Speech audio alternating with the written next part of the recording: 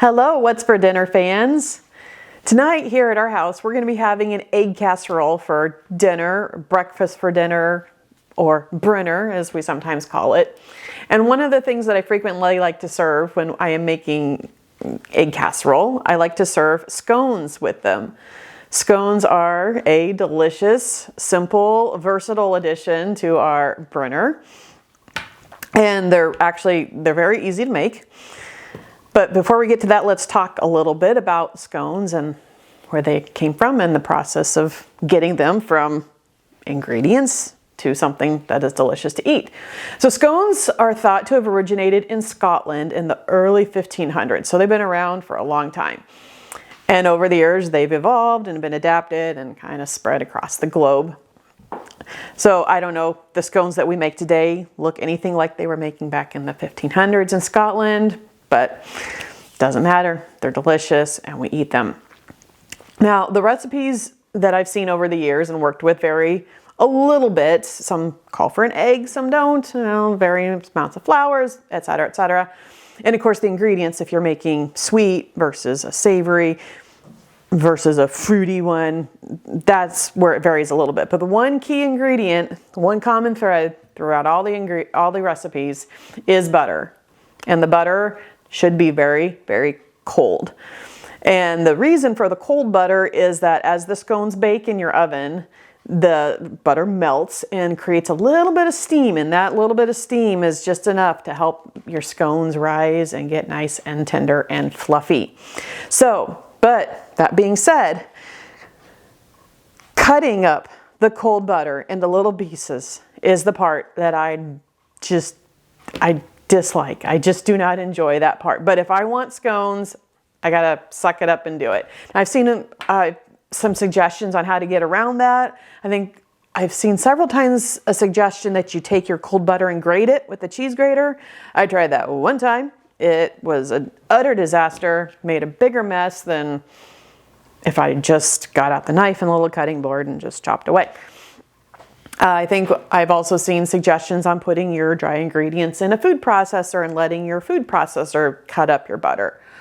I tried that one time. I think it was somewhat successful, but then I had a whole food processor to clean as opposed to just a knife and a cutting board. So after a few hacks that I've tried, I've just come to accept the fact I just have to sit there and cut up the butter into little cold pieces. So that is the hardest part of this. Otherwise, it's really just a simple matter of mixing up your dry ingredients. You cut that butter in with the pastry blender, some forks, some knives, however you want to get that butter incorporated into your dry ingredients.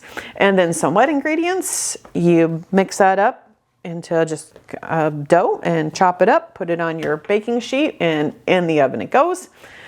This particular recipe is going to be a cranberry orange scone recipe. And it comes from a site called bakedbyanintrovert.com. And she actually, a few moments ago, going on and on about the cold butter, right? She has you, or whoever wrote this recipe, suggests the extra step of putting your scones in the freezer for about 30 minutes before you put them in the oven to make sure that that butter is really, really super cold. I don't know, sometimes I do that, sometimes I don't. In fact, as I'm sitting here kind of mulling over it, I want to do that. I'm like, do people in Scotland in the 1500s have freezers?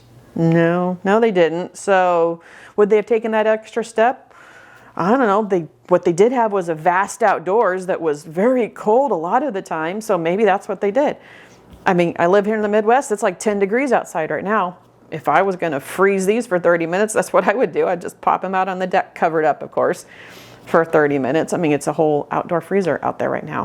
One of the few advantages of living here in the Midwest. But anyhow, I've talked long enough. I am going to get my ingredients all mixed up and some scones in the oven for us to enjoy.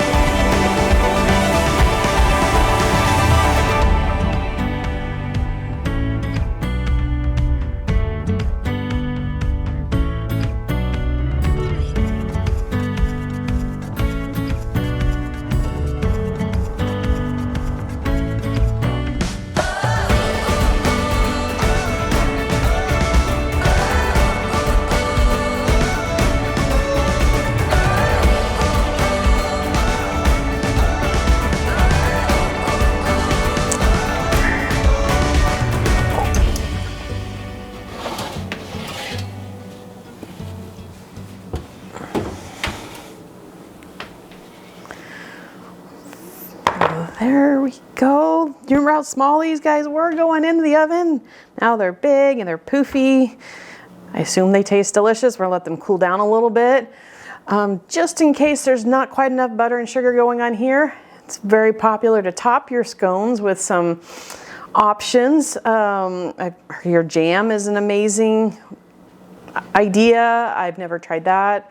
Also, I've never tried clotted cream. Someday I will, but I hear that's a fairly common topping. We've had lemon curds occasionally in the past. That's delicious, but I mean, let's face it, we're American here, so most likely we're gonna top ours with a little bit of glaze before we eat them. So hopefully this has inspired you to give scones a try. And if you have enjoyed our little foray into scone making and you want to see more, click that like and subscribe button, and we will see you next time. Thanks.